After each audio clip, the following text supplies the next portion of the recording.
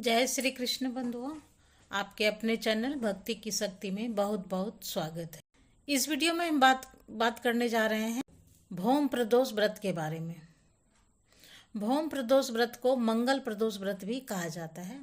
इस व्रत का क्या महत्व है, यह व्रत आपको कैसे रखना है, साथ ही पूजा कैसे करनी होती है, और हाँ, प्रदोष व्रत की कथा भी सुननी बहुत जरूरी होती है। कथा सुनने के बाद ही व्रत खोला जाता है, तो वह भी मैं आपको जरूर सुनाऊंगी। तो इस सभी महत्वपूर्ण जानकारी के लिए आप इस वीडियो को एंड तक जरूर देखें। वीडियो पसंद आती है तो एक लाइक करें और शेयर करना तो बिल्कुल भी ना भूलें, ठीक है।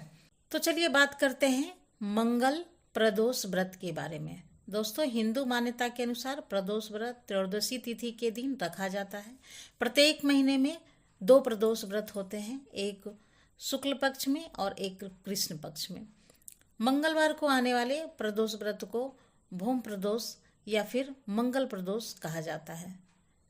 वह बहुत ही विशेष महत्व होता है। मंगल प्रदोष व्रत का प्रदोष व्रत भगवान शिव को प्रसन्न करने और आशीर्वाद पाने के लिए रखा जाता है।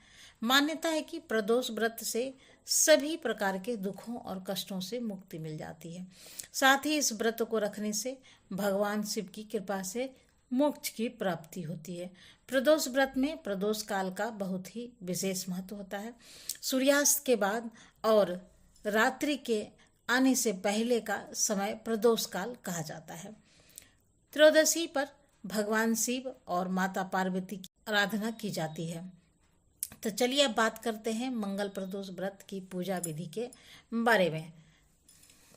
मंगल प्रदोष व्रत के दिन ब्रह्म मुहूर्त से उठकर स्नान ध्यान आदि से निवृत्त होकर स्वच्छ वस्त्र धारण करें। यदि संभव हो तो आप लाल रंग के वस्त्र जरूर पहनें। उसके बाद आप अपने आसपास शुद्ध करें। सबसे पहले सूर्य देव को अर्घ दें और व्रत का संकल्प लें।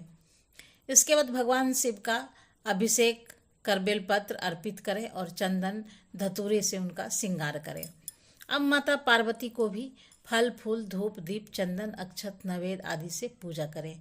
अंत में आरती अर्चना कर महादेव और माता पार्वती की सुख शांति और समृद्धि की कामना करें। फिर दिन भर उपवास रखें और शाम के समय दोबारा स्नान कर स्वच्छ वस्त्र धारण करें और पूजा घर में 5 रंगों की रंगोली का मंडप बनाएं। उसके बाद आप कलश की तैयार करें और महादेव और माता पार्वती के साथ हनुमान जी की विधि विधान से पूजा करें। पूजा के बाद आप शिव चालीसा और हनुमान चालीसा का पाठ अवश्य करें।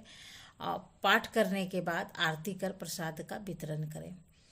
इस सब के पश्चात फलाहार करें। यदि आप चाहें तो एक समय का भोजन भी आप प्रदोष काल के पूजा करने के बाद आप कर सकते हैं। तो चलिए अब सुनते हैं भौम प्रदोष व्रत की कथा। इसकी कथा इस प्रकार से है। एक नगर में एक वृद्धा रहती थी। उसका एक ही पुत्र था। वृद्धा की हनुमान पर गहरी आस्था थी। वह प्रत्येक मंगलवार को नियम पूर्वक व्रत रखकर हनुमान जी की आराधना करती थी। एक बार हनुमान जी ने उनकी श्रद्धा की परीक्षा लेने के लिए सोची। हनुमान जी साधु का वेश धारण कर वृद्धा के घर गए और पुकारने लगे, कोई हनुमान भक्त जो हमारी इच्छा पूरा करे। वृद्धा पुकार सुनकर बाहर आई और बोली, आज्ञा महाराज। हनुमान वेशधारी साधु बोले, मैं भूखा हूँ, भोजन करूँगा, तुम थोड़ी सी जमीन लीप दे। वृद्धा दुविधा में पड़ गई। अंततः हाथ जोड़कर बोली, महाराज, लीपने और मिट्टी खोदने के अतिरिक्त आप कोई दूसरी आज्ञा दें, मैं अवश्य पूर्ण करूँगा। साधु ने 3 बार प्रतिज्ञा कराने के बाद कहा, तुम अपने बेटे को बुला, मैं उसकी पीठ पर आग जलाकर भोजन बनाऊंगा। यह सुनकर वृद्धा घबरा गई, परंतु वह प्रतिज्ञाबद्ध थी। उसने अपने पुत्र को बुलाकर साधु के सुपुर्द कर दिया। वेशधारी साधु हनुमान जी ने वृद्धा के हाथों से ही उसके पुत्र के पेट के बल लिटवाया और उसकी पीठ पर आग जलवाया। आग जलाकर दुखी मन से वृद्धा अपने घर में चली गई। इधर भोजन बनाकर साधु ने वृद्धा को बुलाकर कहा, तुम अपने पुत्र को पुकारो ताकि वह भी आकर भोजन लगा ले।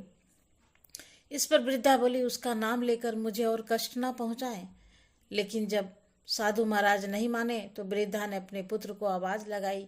अपने पुत्र को आवाज लगाते ही वह दौड़ा आया और अपने पुत्र को जीवित देख वृद्धा की बहुत आश्चर्य हुआ और वह साधु के चरणों में गिर पड़ी। हनुमान जी अपने वास्तविक रूप में प्रकट हुए और वृद्धा की भक्ति का आशीर्वाद दिया। तो ये थी आज की कथा और ये आज की वीडियो। आपको थोड़ी सी भी ये वीडियो अच्छी लगी है तो लाइक करें, शेयर करें और कमेंट तो करना बिल्कुल भी ना भूलें। तो मिलते हैं फिर नई वीडियो में नई जानकारी के साथ। तब तक के लिए नमस्कार। Thanks for watching.